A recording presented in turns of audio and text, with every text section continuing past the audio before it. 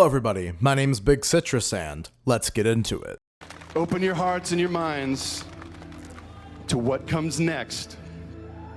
You are about to get a glimpse into the future. So my friends, get a load of this. We hope you love it like we do. I'll see you on the other side. Earlier today, you were on stage during the keynote talking about Overwatch and kind of talking about the news, but you revealed that, it was coming to console, and you said it was one of your most exciting announcements. How come? Well, Blizzard hasn't had a new IP in over 17 years, so to bring Overwatch up to all of our players and sort of have a new universe for everybody to explore is really exciting to us. Our desire from day one when we conceptualized the game was we wanted this to be a game that could reach as many platforms as possible. Here it is. The Game of the Year at the Game Awards 2016 is Overwatch.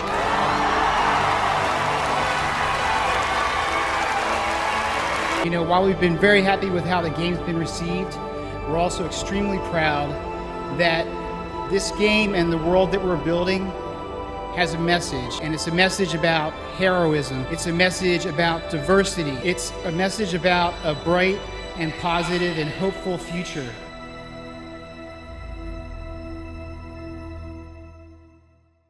It takes a strong man to admit when he is lost, and I am that strong man. I tried to stop the skid with Overwatch 2. I tried making content, I tried streaming, talking about it in an optimistic light and finding positives where I could, but yeah, it's over. Now I know everyone for the past year and a half has been shitting on this game, so now it's my turn to shit on it. If you clicked on this video, you're probably here for one of three reasons. The least likely reason is that you're a big fan of mine and you're sad to see me pooping on Overwatch. The more likely reason is that you're someone who just absolutely has always hated Overwatch and is probably a big fan of games like Team Fortress 2 or, I don't know, literally any other game that isn't Overwatch. And you are here to see me shit on Activision Blizzard, the developers, and basically anyone who supported this game for the last 7 years. And the third reason is because you're genuinely curious. How did a game that genuinely had the whole world in its hands, how did a game that used to pull in so much money and a product that helped make competitive gaming mainstream entertainment and was played and for the most part loved by just about everyone for a few years,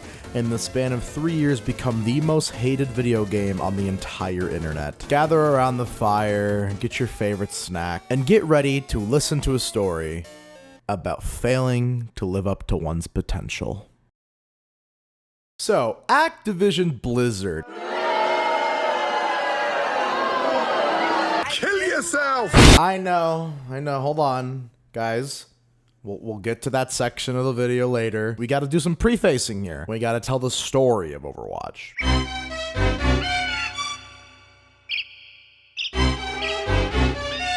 At the annual Blizzcon event held in 2014 on November 7th, Blizzard announced a brand new IP. Everyone who attended the event was able to play everything that was on offer, and it was announced that it was being headed by titans of the video game industry, such as Jeff Kaplan. There was 14 characters at launch available to play, and the game genuinely looked promising. Immediately, comparisons to a game like Team Fortress 2 started popping up, and it would not be the last time they did. Now, we gotta remember, at this point in 2014, Blizzard was considered one of the best companies in gaming. They were always hailed for their excellent customer support, general respect and interaction with their fans, and never trend chasing. For the most part, being one of the few video game companies that could make a quality product last for years and be endlessly replayable. Overwatch was really Blizzard's first step into the FPS genre, and it was very interesting to see how a company who was mostly known for something like World of Warcraft and Diablo take on something that's so popular nowadays as the FPS genre. Roughly a year later, in October of 2015, the first ever closed beta for Overwatch was released. People were dying to get into this game, and there were tons of complaints that Blizzard wasn't letting enough players in. And then in early May of 2016, the first ever open beta was held, and it seemed to surpass just about everybody's expectations for the game. The game launched to just about an illustrious 10 million players, which for an open beta is pretty damn good. People hailed the game's fast and fluid gameplay with its kind of like anime cartoony design and unique and diverse characters and how they interacted with one another. Of course, comparisons to Team Fortress 2 kept popping up because it was basically the only other game like Overwatch that was anywhere near this level of popular, and people who were huge fans of Team Fortress 2, like myself at the time, took a look at Overwatch and said, what does this stupid company know about making video games? This is the MMO people. They can't make something on par with Valve's magnum opus. This game is going to fail on week 1. It's going to go double cardboard and sell 400 copies, was the general consensus from most TF2 fans at the time. Now, you might ask, Big Citrus, I don't give a shit about Team Fortress 2. Why do you keep bringing it up? We get there later, but for now, we gotta have some foreshadowing. The beta of Overwatch 1 was something that made it even more anticipated than it already was, with the brand new characters that allowed you to play it and the new maps that allowed you to explore. Marketing-wise, this game had everything. A simple name, pretty easy to understand characters for newer players who don't play FPS games, amazing fun, fast, and fluid gameplay, even if the beta was pretty imbalanced. There were a couple more betas from now and then up until the release date on May 24th, 2016, just about a year later from the first open beta. Finally, Overwatch 1 was available to the public. Blizzard was stepping into an entirely new genre, and this game was going to have a heavy emphasis on competitive play with its own ranked mode, which not a lot of games were really doing at the time. How is this game going to be received by the public? Very fucking well.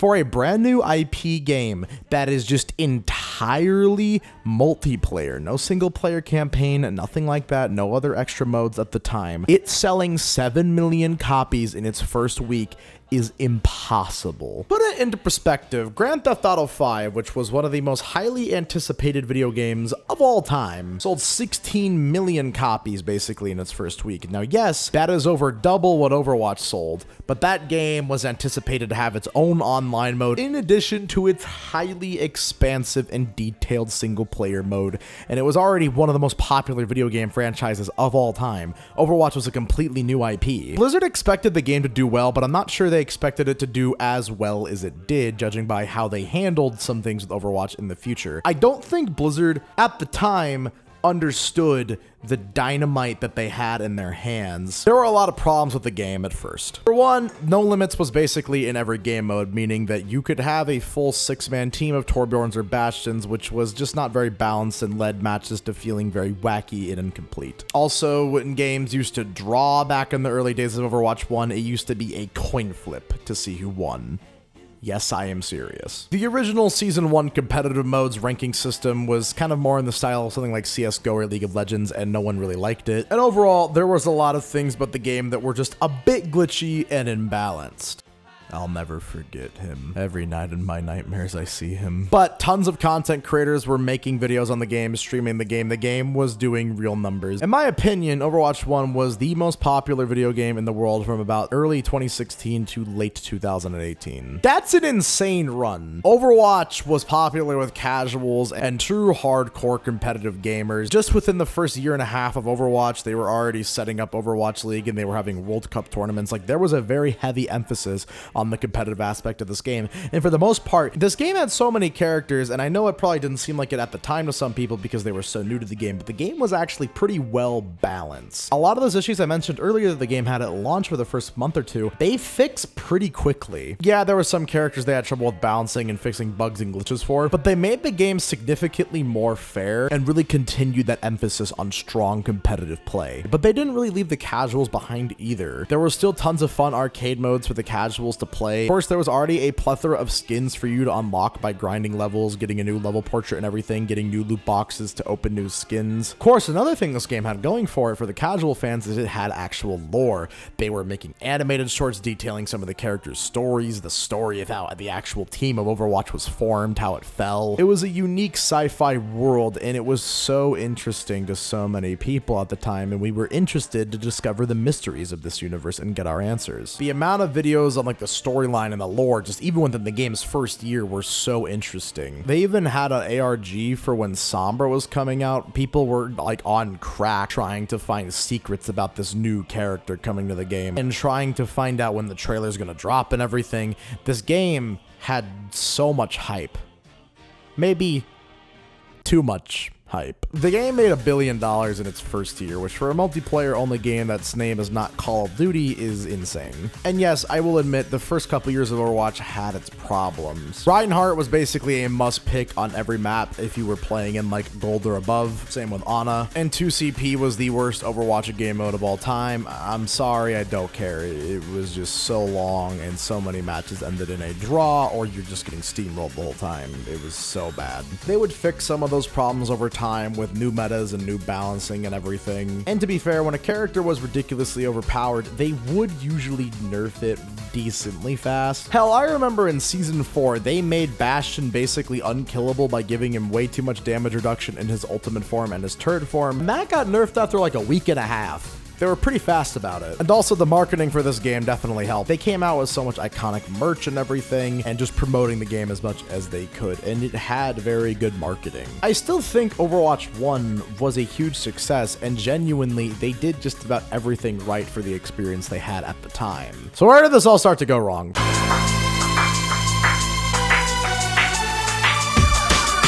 Well, a lot of people will just tell you that nothing lasts forever, and the game just couldn't be popular forever. And when they announced to make Overwatch 2, it took a lot of attention away from the live service of Overwatch 1. It was a bad idea. They were way too ambitious with it. That, or either Activision Blizzard should have given them more money and more time and resources to finish the project, and there were just other, more popular games coming out that slowly started to kill Overwatch's momentum. However, I'd like to look into this a little more in depth and really figure out what happened. Every few months or so, Overwatch would release an event. There was Summer Games, the Halloween Terror event, Winter Wonderland event, Lunar New Year, the Archives event, and the Anniversary events. That's a lot of events in 1 year, but it meant that just every couple of months or so, you were going to be getting something new for Overwatch. New skins, a new game mode. Usually they changed some of the maps and everything. And this was in addition to them adding new content like new maps and new heroes. And it was all 100% free. Sure, there was loot boxes and microtransactions thing, which there have been plenty of controversies and videos made about that. All I'm gonna say about loot boxes and everything, I didn't think they were that bad. It was free to earn, and yes, it was a random chance, but hey, it was free like every level, and leveling up in Overwatch when you played it a lot wasn't that difficult. That was another reason these events that came out did so well, is because a batch of new skins would come out. People do loot boxing, opening on videos for all the new skins that came out. The art team for the skin department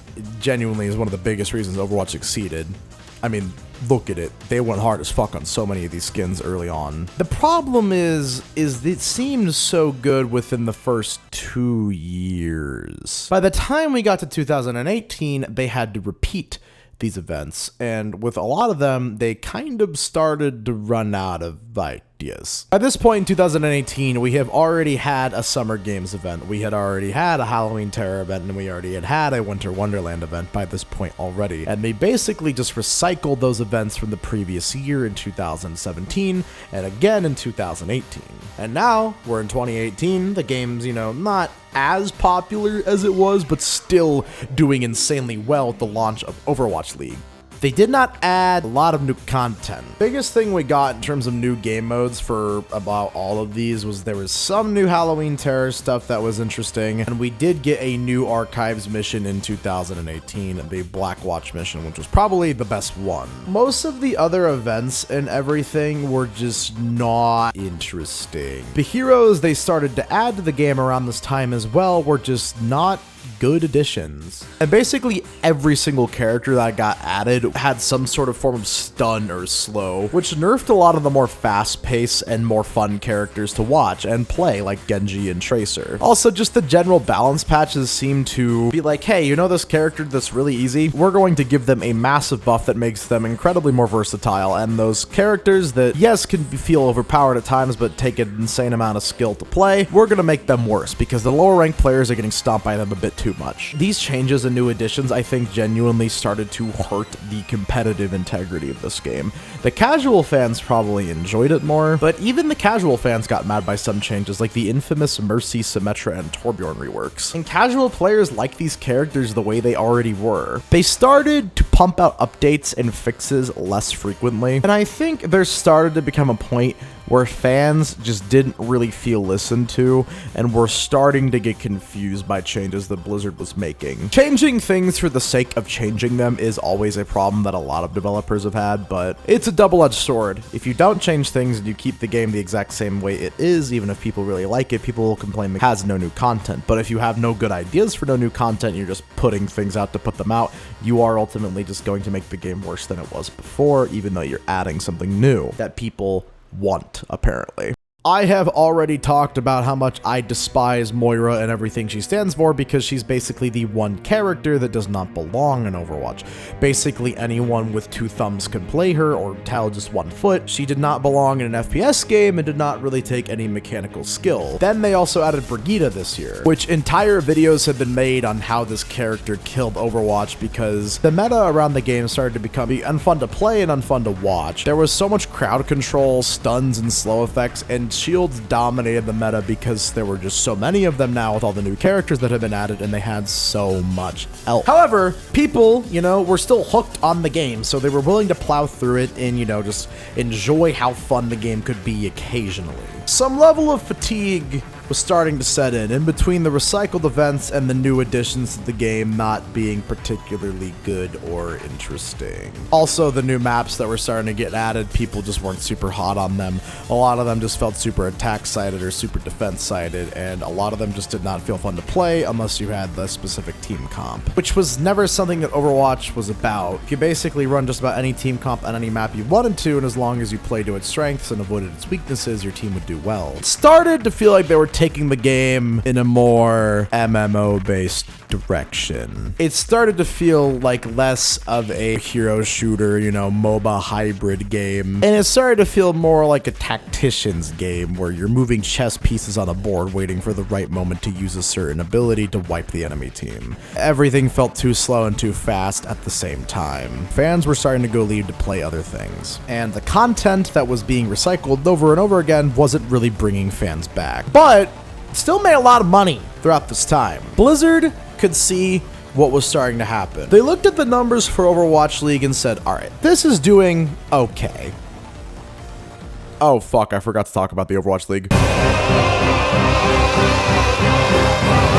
Look, it's 6 in the morning. I'm still recording new segments for this video and still editing it and everything. And I'm gonna try and make this as short as possible when it comes to the Overwatch League. A lot of people have blamed Overwatch's failures entirely on the Overwatch League, which I do not think is true. Yes, I understand their arguments about how Blizzard trying to balance the game around the Overwatch League at times ruined the experience for casual players. A lot of the double shield and GOATS meta felt like that was something that really could only be understood by professional players. This combo's worked well for them before, but as soon as they see the defensive setup, they will just simply swap it away. Crucial time lost here for the Outlaws. They could never get the balancing right. They didn't know if they wanted to pander to the casuals with certain updates and heroes, like when they added Brigitte and Moira and made them overtuned, like Lucio being strong as hell, or if they wanted the game to be for a pure tactician, a pure strategist, and a pure gamer. They soaked so much time and resources into Overwatch League, and they promoted the hell out of it, but in the end, was it worth it? Did it take too much time and resources away from the main version of the game? I don't know, honestly. You gotta understand, 9 times out of 10, when you ask a random person on the street about esports, if any of them are able to give you an answer, probably the only thing they're going to know is the Overwatch League. But within the last couple of years, Overwatch League has not been performing as well as it should be, honestly. And who even knows if Overwatch League will be around in a year's time? I bet it will. It's such an interesting conundrum. Blizzard was able to craft one of the first mainstream esports leagues in the entire world, bring this form of entertainment to a worldwide audience and get so many more eyes on it, but it also cost them a lot of success with their game. I don't know. Oh well. They had something for the more diehard gamers and huge competitive players. Okay, cool. Now what about those casual fans? A lot of those things I mentioned earlier in the video, like Blizzard's interaction with the fans, really helped Overwatch. Jeff Kaplan specifically Every time a new season would come out, he would basically have this kind of, fireside chat, this developer update thing where he would talk to the fans and give his honest, genuine opinions and feedback on why they're changing certain things about the game. Now, yes, he didn't always explain everything completely accurately and everything, and sometimes it kind of seems like he was dancing around his words, but you could tell that he did genuinely love the game for the most part, and it was very cool to kind of have this community ambassador that was like lead game director on the game. So, Jeff Kaplan and some of the other developers at Blizzard and the higher-ups got an idea, and they all worked together on it. It was called Overwatch 2. The original plan for Overwatch 2 was as follows: a standalone $60 game from the original Overwatch. This was not going to have any multiplayer, but there would be multiplayer updates for Overwatch, like new maps and changes and a graphical update and everything, and perhaps on a new engine. But the main focus of Overwatch 2 was the campaign and the PvE mode. And it was actually going to be an Overwatch story. All those people who were obsessed with lore and everything and the story of Overwatch, they were finally going to get to actually play through it. There was going to be skill trees and specific hero talents for each and every character. They showed a lot of them off and they looked super, super interesting. You were going to be a part of Overwatch and play through as a squad, taking down the Omnic Crisis and everything and Null Sector. It was going to be super cool, and the 0-hour trailer that got released for this was super hype and genuinely one of the best they've ever done. Like, those cinematics did real numbers and they got a lot of people into the game because of Overwatch's iconic character designs. And yeah, Overwatch's iconic character designs and the appeal of its characters definitely helped bring a lot of people into this game, but I've already made a video on that. I'm so serious. This seemed like an amazing idea at the time. Jeff Kaplan announced this at the 2019 BlizzCon, and yeah, they had stuff that you could actually play that day if you were there. We got to see some live gameplay footage and everything, and it seemed pretty interesting. It definitely wasn't finished at the time, and it did seem a bit similar to the PvE missions that we had played in the previous Overwatch Archive events. However, there was a lot more focus on story, dialogue, cutscenes. From what we know now, for some reason or another, the higher-ups at Activision Blizzard did not want to give the team the resources and the time to finish this how they wanted to. A lot of sources behind the scenes have blamed Jeff Kaplan and everything. A lot of sources behind the scenes have specifically blamed the higher-ups and everything. But whose fault it was, honestly, doesn't really change the result of what would happen down the line. Problem with this initial idea is that development was going to be taken away from the live service of Overwatch 2. Overwatch was waning in popularity and everything, so I can understand why they did this. I don't know why they didn't just hire a huge separate team, like a big team, to work on the Overwatch 2 standalone campaign and everything, and I don't know why they pulled so many resources and developers from the live service of the game that was making them a lot of money and that needed more work to be done on it to keep the momentum going. But hey, that is what they decided to do. I'm not sure who made the call, but that's what happened. And the last major update that was released for Overwatch in 2019 that actually added anything new was the release of the character Echo. This being the announced last hero for some time, I don't know that it was a super good call for this to be it. Also, on top of that, a lot of other games were coming out around this time. Apex Legends was coming out, Valorant was coming out, and these games would go on to, yes, have their own myriad of issues, but also make a ton of money and be insanely popular in the same space that Overwatch once used to dominate. So, from basically late 2019 to late 2022, we got no new actual content, no new maps, no new characters, no nothing. And yeah, this is basically where the skids started to start. Surprisingly, from about 2019 to early 2021, the game's numbers were still doing quite well. It was pretty relevant online and everything, and it was still played fairly regularly. It was still drawing in some new players and everything, but a lot of them were choosing to play more newer releases. And a lot of people just got tired of the competitive grind by this point and just stopped playing Overwatch entirely. Also, yeah, in the spring of 2020, there was a fucking pandemic. So that had a huge impact on the development of Overwatch 2 standalone because, people weren't able to get together, have that, good synergy and everything. It was just really horrible timing. Higher ups at Activision Blizzard and shareholders wanted the game to come out significantly sooner than it needed to be. It was not even remotely close to done. And the developers needed more time, so Overwatch 2 was delayed. Fast forward to about 2021 though, and Overwatch is now kind of a joke. People just talk about how bad it's kind of become with the meta and everything that isn't fun to play, and the same recycled content over and over again. People were starting to wonder if, you know, this whole Overwatch 2 video game was ever going to come out. This stuff was not supposed to take this long, guys. What happened? I thought y'all were working on this for a while. Now, as we were waiting for more new news on Overwatch 2, on July 20th of 2021, a very bad thing happened. I remember waking up this morning, and like most Americans, I get all of my real news from the trending tab on Twitter, because I know if I see it there, that means something's actually happening. And I go on my trending tab on Twitter and I see the trending words Activision, Blizzard, all that stuff. And I'm like, okay, this is trending number one. What could they possibly have done? I don't think this is really going to be anything that bad. Is this how you get your sick kicks? What? It's just an ordinary crabby. Oh my goodness! Bobby! I think most of you already know how this goes by now, but for those who don't, on July 20th of 2021, there was a huge lawsuit that was filed by the state of California, the entire state, and the lawsuit alleged a frat bro type culture was allowed to flourish in the office, creating an environment in which women were sexually harassed and discriminated against in advancement and compensation decisions. There were some truly harrowing stories like, the Bill Cosby room, a mother's breast milk being stolen out of the fridge. Are these motherfuckers Homelander? There's a lot more than that. There are talks of an employee being driven to due to events that had happened there. It's genuinely horrible. And it seems that most people who were developers on Overwatch 2 were not involved. A lot of main just actual game developers at Blizzard weren't necessarily the issue. It was a lot more in the higher ups and people who had worked there for a long time. However, one of the developers who was cited in these incidents was one Jesse McCree, who of course in Overwatch 1 had an entire character named after him, and therefore in Overwatch, Jesse McCree's name was now changed to Cole Cassidy. And anyone who's been watching this channel for a fair amount of time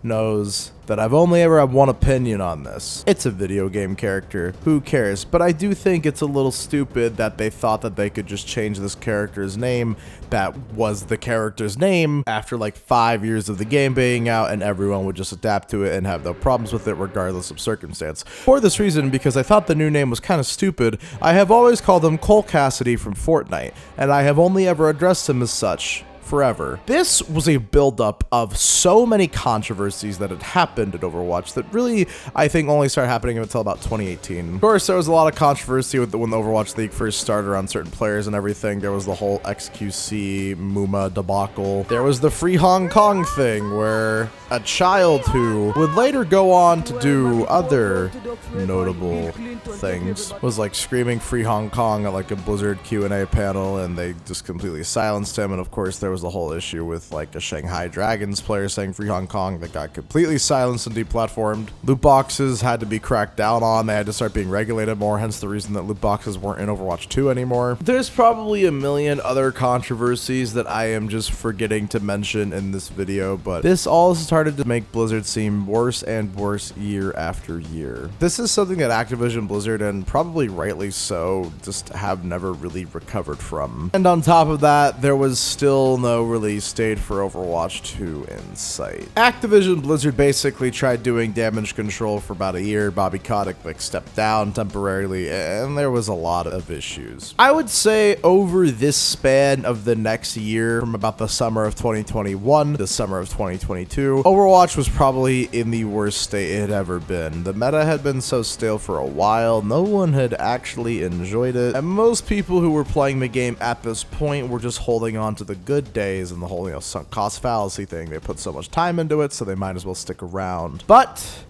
after a year of what seemed like the worst time to be an Overwatch fan. Trust me, it wasn't actually the worst time. In June of 2022, Overwatch 2's release date was finally announced for October 4th later that same year. We finally got to see some new things and actually get to play some betas for the game. We were getting 3 new heroes, Sojourn, Junker Queen, and Kiriko. The game was now free to play, and we had a brand new game mode called Push to look at. We were also getting a big graphical update, which honestly did make the game look significantly nicer, and I do think the allure of Overwatch 2 being free to play definitely helped its numbers at first. I'm not gonna lie, hype for the game was unreal. Okay, well, except for the fact that it's getting changed to 5v5 instead of 6v6. Oh, and also we were removing level and player borders. Also, loot boxes were going away in favor of microtransactions and battle pass, just like every other game. Okay, but besides that, the hype was looking pretty good, and even some of those things you could argue had some positive benefits. So, Overwatch 2 came out, and shockingly, did really well. Honestly, if I'm keeping it real, I think those like first couple months of Overwatch 2 was probably my favorite time being an Overwatch fan since like 2017. This time really felt like the rebirth for Overwatch. And through microtransactions and battle passes, the game actually was pulling in kind of more money than it had pulled in the last few years. Even though no one was paying $60 for a multiplayer only game like they did with Overwatch 1, they were still making a pretty fair amount of money. And I would say from a financial decision, I think a lot of the things they did with Overwatch 2 made sense. They had to change a fair amount of things to make it feel like a new game, and I do respect that. And honestly, 5v5 was genuinely enjoyable at first because it felt significantly more balanced. And within the last few years of Overwatch 1's life cycle, they did not know how to balance having 2 tanks on one team. Overwatch 2 felt significantly more team-based, and if even one person on your team is slacking, you felt it super hard. The casuals hated it, and there were a lot of changes to characters like Brigitte and Cassidy and Mei and Symmetra had a lot of their slow effects and stuns reduced. Tanks were made to feel like raid bosses, which kind of made sense, honestly. And the game just felt significantly more skill-based in comparison to the latter years of Overwatch 1. A lot of people branded the game as removing content and selling it as a new game, which, yeah, there was a fair amount of that. But I genuinely did enjoy the game, like, to an insane degree. And with the new maps and mode, competitive felt like it was back, and I genuinely was just grinding like never before. But there was, you know, the casual gamers who never really even played competitive Overwatch 2, so a lot of these new changes didn't matter to them. Specifically, some videos from Video Game Donkey kind of just like set in stone a lot of people's opinions on the game. It kind of just felt like beating down on an easy target. Not that I'm saying Activision Blizzard did deserve to be beat down on. And his videos and his mentality and a lot of other people's videos that made videos like him kind of just started to leave a sour taste at even the most die-hard Overwatch fan like myself mouth. And after a couple months, people started to get bored. It takes way more to hold people's attention in the video game, the streaming, and the content creating world than it did 7 years ago. Games will be insanely popular for 1 week and then fall off the face of the earth. The fact that Overwatch 2 did well for even like a couple months is pretty astounding in my opinion. I don't think any iteration of Overwatch 2 could have worked in the year 2022. I think the game needed to go away for a bit and maybe be taken offline, and they really needed to genuinely just work on it, you know, work on delivering that main campaign and PvE mode while making multiplayer the best it possibly could be. Oh yeah, the campaign and PvE, how's that coming along?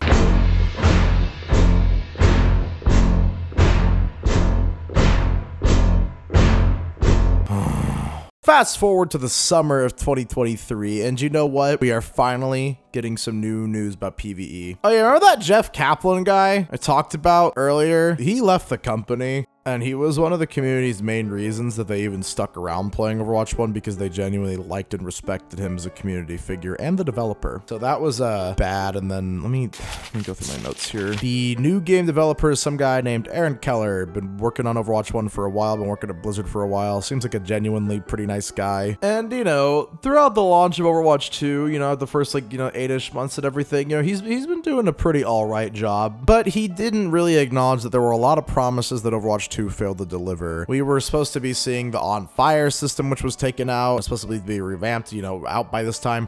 We were supposed to be seeing new player rewards by this time for competitive points and everything. We were supposed to be seeing like weapon inspections at this time, and we still didn't have that. There was just a lot of stuff that at this time was supposed to be in Overwatch 2, and that was either taken out or being reworked that we'd not seen at this point. And Mr. Aaron Keller probably couldn't address a number of these concerns for obvious reasons. So a lot of his game developer updates that he didn't really feel similar to Jeff's, but him and another lead developer, Jared Noose, were going to be doing a big video press conference style thing where they're talking about PvE, and perhaps we're going to be getting an actual release date for the campaign, and we're going to be getting some information on it. So let's tune into that. After almost 4 years, let us finally get some information on the game mode that is going to save Overwatch 2. This is the thing that fans were holding on for. This is the thing that was gonna make us heroes again. Development on the PvE experience really hasn't made the progress that we would have hoped. It's clear that we can't deliver on that original vision for PvE that was shown in 2019. What that means is that we won't be delivering that dedicated hero mode with talent trees, that long-term power progression. Those things just aren't in our plans anymore. Stay tuned for the next dev chat. We'll have one coming soon. We'll see you there.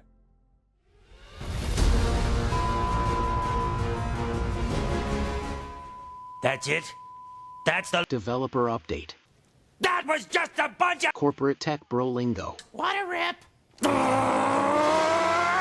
Blizzard betrayed us! I'm sorry I ever started this stupid fan club in the first place!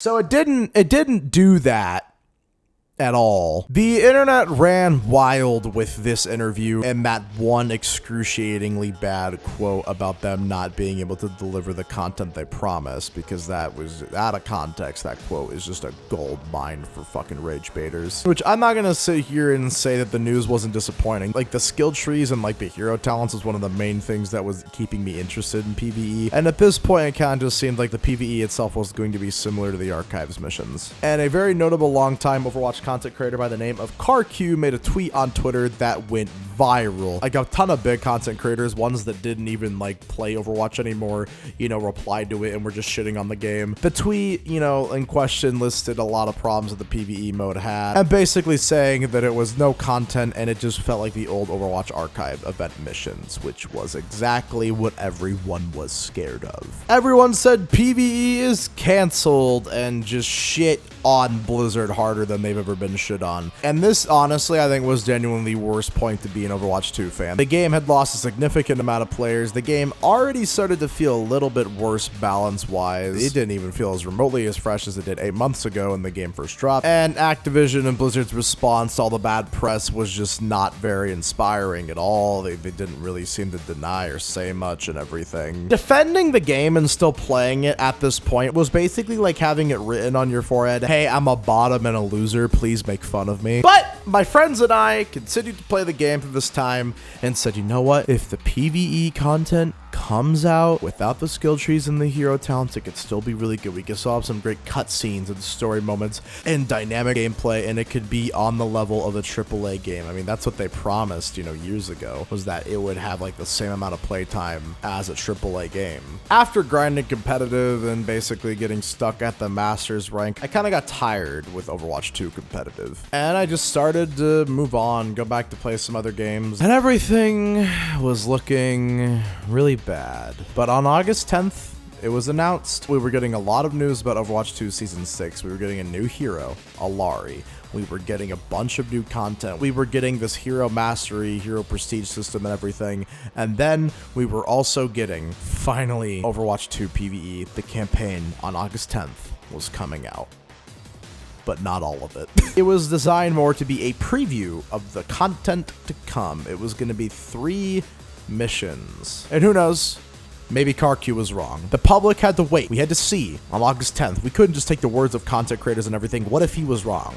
We were going to play it for ourselves. And on August 10th, yeah, this is exactly what he said it was. This was the final straw, I think, forever. Just to run it down with you to not waste your time, there were a couple cool cutscenes and moments, and there were some moments in the first 2 missions that felt genuinely fun and unique, and not really like the archive missions at all, and genuinely felt like they spent a lot of time on it. But remind you, one of the missions they literally had playable back in 2019, so they had been working on this one mission for 4 years, and the missions in total was about like 2 hours worth of content, maybe, if you were playing on the harder difficulties. And besides that, it still felt like you were mindlessly shooting AI and just going through an entire linear path and just doing whatever the game told you to do. And occasionally there would be some quotes and quips that made you chuckle. That is about it. The story with everything with like Null Sector was kind of interesting, but it felt like some like Marvel sci-fi shit. It's nothing we haven't seen 100 times really. Also, the new hero was cool, but not interesting enough to really shake up the meta in any significant way, and was nerfed after a week despite her being pretty fun and interesting to play. And a lot of the new hero mastery prestige stuff just didn't matter. The new entire game mode that we got, it just didn't matter. Wasn't really ready to be put in competitive play. And yeah, that was it. That was it for me. Even after everything the game had suffered for you the past few years, I genuinely think that this is the end for Overwatch 2.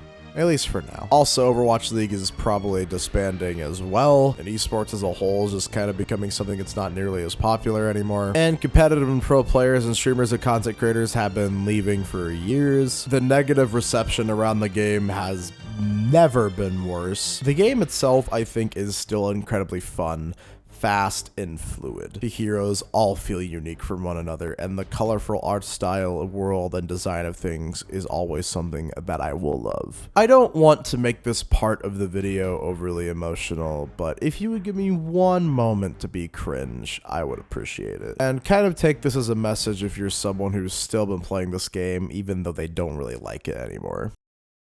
I've had a pretty hard life. I have gone through a lot of abuse, and I have lost a lot of family. And video games have been there for me a lot, as kind of sad and stupid as that sounds. I always felt comfort in playing video games. They felt as an escape from the real world and somewhere where I could just pretend that I was somewhere that I wasn't. I got this game back in Christmas of 2016. I was a die-hard Team Fortress 2 fan, so it was basically within my blood to reject this game at all costs. But even I was looking for a new game to play at this time, and I really did not grow up in a family with a lot of money. In fact, I had to have my girlfriend's parents buy this for me. So for my one Christmas present I really wanted, I got Overwatch. And I fell in love with it immediately. It was kind of the thing I wanted to happen to Team Fortress 2.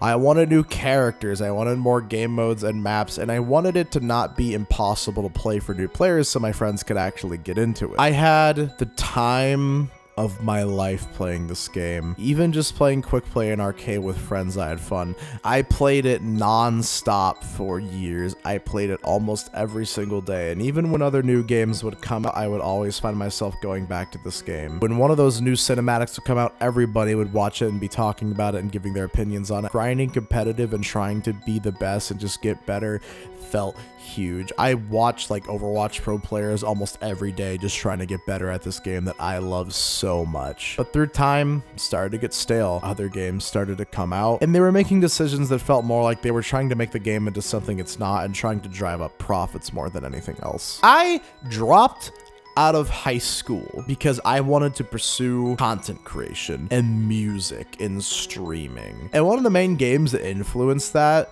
was Overwatch. This game means more to me than you'll ever know, and I cannot thank the people at Activision Blizzard who put their blood, sweat, and tears into this game to make it what it was, and for those like 4 years to keep it as good as it was. I met friends through this game that I've met up with in real life, and I consider to genuinely be some of my best friends, and I met them because of this game.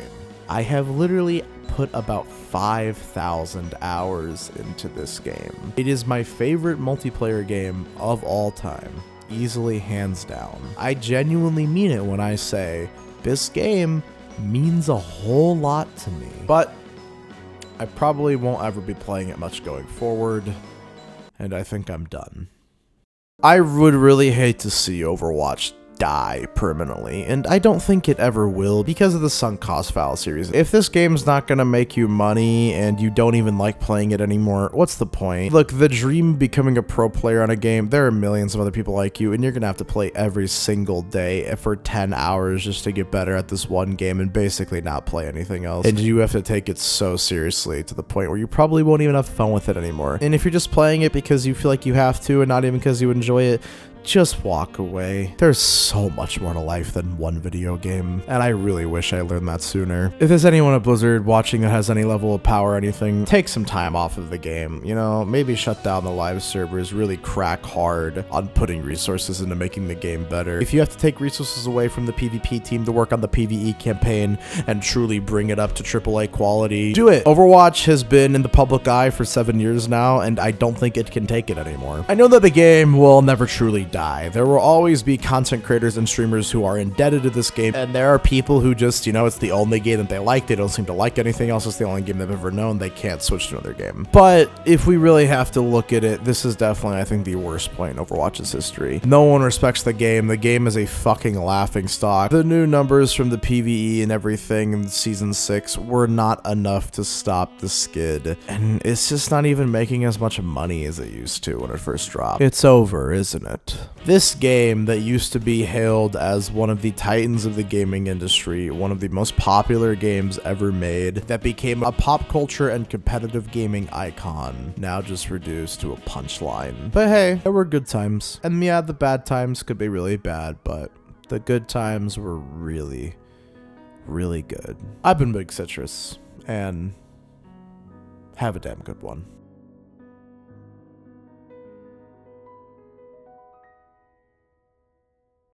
But I'm not done yet. Now, I kept bringing up the game Team Fortress 2 a lot in this video. Why is that? Well, obviously, because of how Team Fortress 2 fans are, they feel the need to be vindicated by just about everything that they do. You think it's cringe me playing the same game for the last 7 years? A lot of them have been playing the same game for the last 11 years. And I put like 3,000 hours into TF2. Like, literally, I'm not even joking. And that was my first favorite multiplayer game of all time, easily. And still probably in my, like, top 10, top 15. And the whole, like, you know, revisionist history of Team Fortress 2 is that it never died, and its numbers are still doing pretty well. And Overwatch, you know, was born and dead, even though it still, like, that whole time was doing really well. And Team Fortress 2 fans never really let the game die, and the game is still as good as it used to be. And the game is so fucking based, and the people who run it are based as fuck, and the community has no problems and is not cringe like Overwatch is. And this is the biggest fucking lie I have ever heard in human history, but that is for another video.